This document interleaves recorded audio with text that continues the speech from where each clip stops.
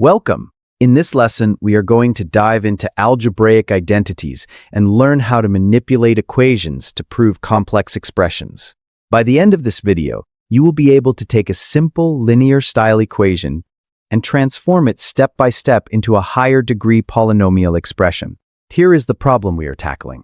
It is a classic algebraic proof that relies on the squaring both sides technique. Let's start with our given information. We have x minus 1 over x equals 4.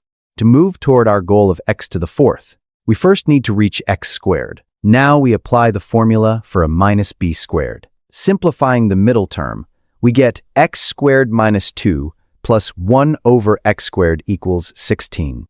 By moving minus 2 to the right side, we find that x squared plus 1 over x squared equals 18. To reach x to the fourth, we square both sides once more.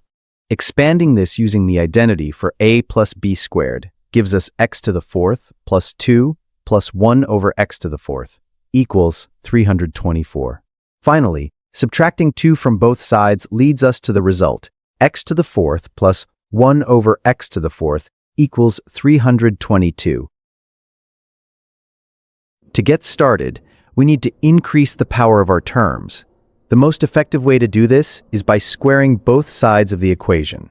By squaring the left and the right, we maintain the equality while expanding our possibilities. On the left side, we apply the standard algebraic identity a minus b quantity squared equals a squared minus 2ab plus b squared. In our case, a is x and b is 1 over x. Notice how the middle term simplifies beautifully. Because x times 1 over x is just 1, the middle term becomes simply minus 2. Now, let's move that minus 2 to the other side by adding 2 to both sides of the equation.